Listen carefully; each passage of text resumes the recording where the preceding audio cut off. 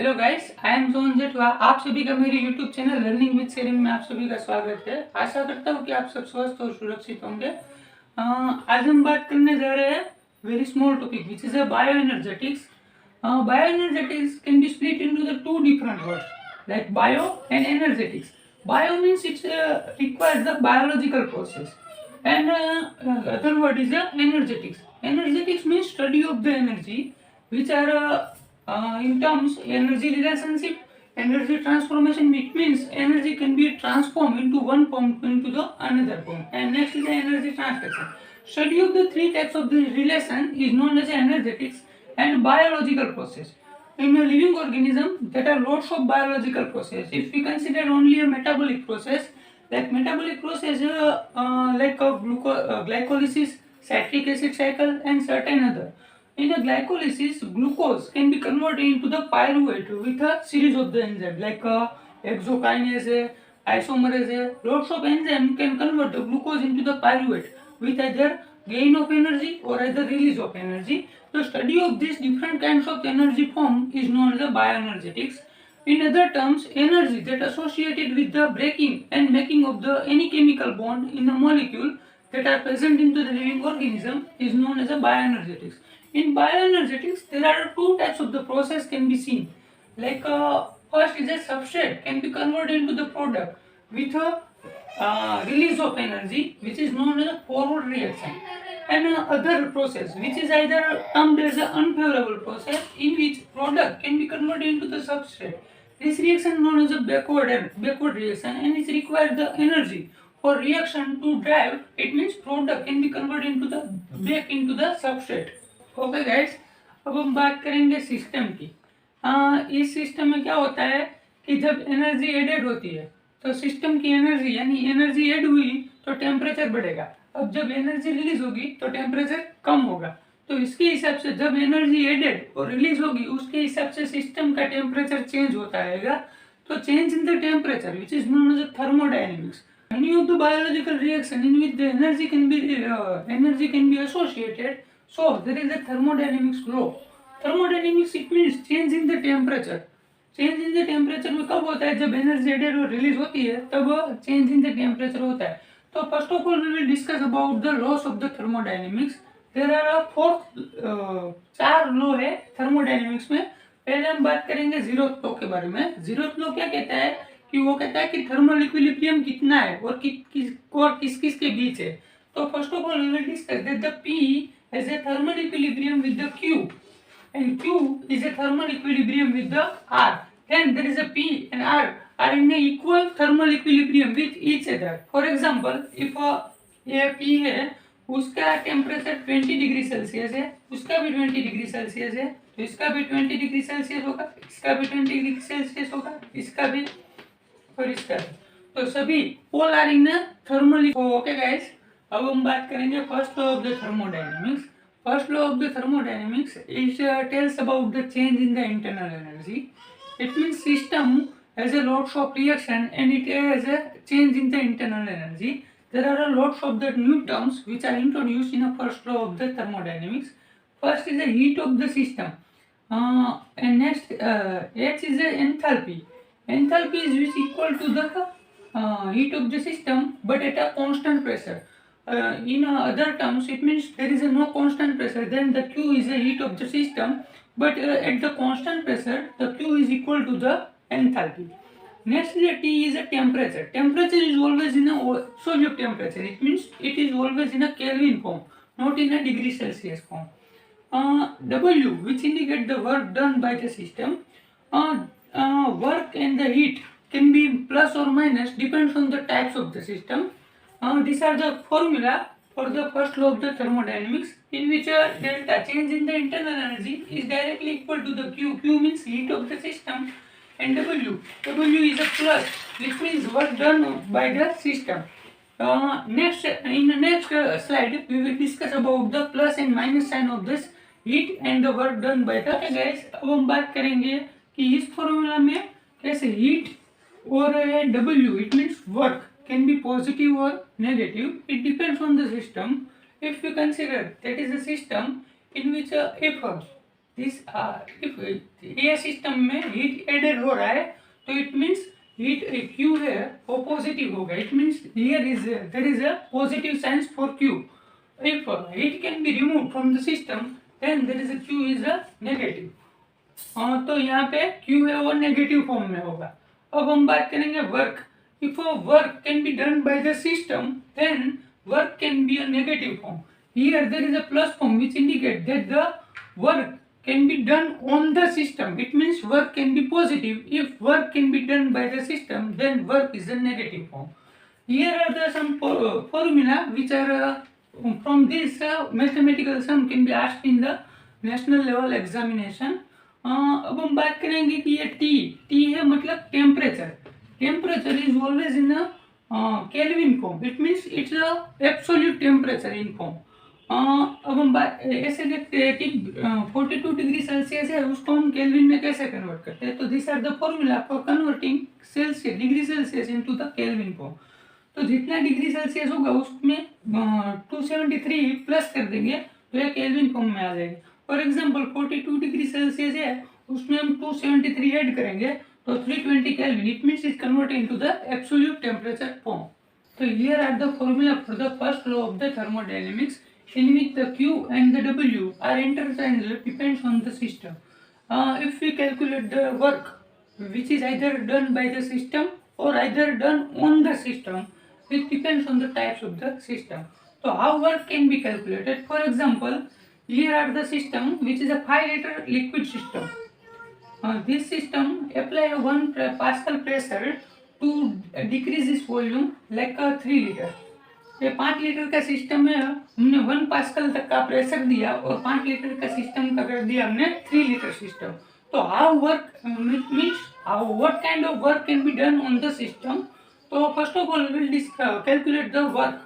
तो work calculate करने के लिए फॉर्मूला है work is equal to P means pressure, कितना प्रेशर अप्लाई किया, and delta V change in the volume quantity. तो यहाँ हमने चेंज वॉल्यूम क्वांटिटी कितनी चेंज हुई तो 5 लीटर से लेकर 3 लीटर तक वॉल्यूम का डिफरेंस आया. तो पास्कल कितना प्रेशर कितना दिया 1 pascal multiply by change in the volume. 5 litre से 3 लीटर दिया तो 5 माइनस 3 तो 1 into 2 is equal to 2. तो work can be calculated for this system are as follow. तो work can be calculated as follow. ये पहले केस में क्या हो रहा था कि वॉल्यूम की क्वांटिटी है वो चेंज हो रही थी और प्रेशर लगा के वॉल्यूम की क्वांटिटी चेंज हो रही थी. और यहाँ ये हम दूसरा केस कंसीडर करते हैं. वहाँ क्या है ये ऑब्जेक्ट है इसको यहाँ से लेकर यहाँ तक मूव करना है. मतलब 1 मीटर तक का इसका डिस्प्लेसमेंट करना है. यहाँ से लेकर यहाँ तक रखना है और हम लगाते हैं 1 न्यूटन तक का फोर्स लगा के इस ऑब्जेक्ट को यहाँ तक डिस्प्लेसमेंट करते हैं. मतलब 1 मीटर का डिस्प्लेसमेंट हुआ. तो वर्क इसका कैसे गिनते हैं तो ऐसे गिनते हैं work is equal to force. तो फोर्स कितना लगा है 1 न्यूटन तक का फोर्स लगा है और डिस्प्लेसमेंट कितना हुआ 1 मीटर. तो फोर्स 1 न्यूटन एंड डिस्प्लेसमेंट हुआ 1. तो 1 into 1 is equal to 1 newton metre. यहाँ ऐसे वर्क को कैलकुलेट करते हैं. तो हम एक कंडीशन कंसिडर करते हैं जहाँ पर क्या होता है कि प्रेशर है, प्रेशर वो है कांस्टेंट प्रेशर है, मतलब प्रेशर वो है चेंज नहीं हो रहा है. तो वहाँ क्या होता है कि जो Q की वैल्यू है मतलब heat of the system which is directly equal to the enthalpy of the system delta H which indicate the enthalpy. So the value of the Q is put in this first law equation. So put so delta E is equal to delta Q is equal to delta H. So delta H plus W. So delta H is equal to delta E minus W. These are the 4 major formula for a thermodynamics in order to calculate the like internal energy, work and the enthalpy, which are most IMP. These are the 4 equations are the most IMP for the national level exam, which MCQ can be asked in the 4 equation. So okay guys, अब हम बात करेंगे second law of the thermodynamics. Second law of the thermodynamics which tells about the randomness of this molecule. Randomness यानी हम example लेते हैं कि हमारे सभी के घर में छोटे छोटे बच्चे होते हैं जो इधर उधर भागते रहते हैं. उसी को हम रैंडमनेस बोलते हैं. ये 2 मॉलिक्यूल होते हैं जब एक दूसरे के साथ टकराते हैं तभी ये एंट्रोपी को इंक्रीज करते हैं. एंट्रोपी इंक्रीज हो रही है तभी तो ये rate of the reaction can be increase. So the reaction to proceed this type of the molecule, ये मोलिक्यूल सभी एक दूसरे के साथ टकराते हैं, वो बहुत जरूरी है। तो इसीलिए the substrate can be converted into the product if the entropy of the system can be increase। Entropy increase होने के लिए मोलिक्यूल का एक दूसरे के साथ ऐसे मूवमेंट करना जरूरी है। तो there is a rate of the spontaneous reaction, this type of the reaction means, it means substrate can be converted into the product, this type of the reaction is a spontaneous reaction, so the movement of the molecule in the system which is required for the reaction to proceed। तो second law of the reaction, entropy हम कैसे calculate करते हैं? तो entropy is equal to Q, Q means heat of the system divide by temperature, temperature is always in a Kelvin form, it means absolute temperature. This equation is useful for the only a region where the pressure can be continuously changing। If we consider the condition in which a constant pressure, it means the pressure remains the constant throughout the reaction, here there is a Q can be converted into the delta H, so there is an entropy S is equal to delta H divided by T। अब हम बात करेंगे third law of the thermodynamics. Third law of the thermodynamics is nothing but it tells about the same as the second law tells about the entropy. यहाँ क्या होता है कि यहाँ integration of this entropy equation, ये equation है, इसका integration लेते हैं, मतलब S1 से लेकर S2 तक is equal to integration Q divide by 2।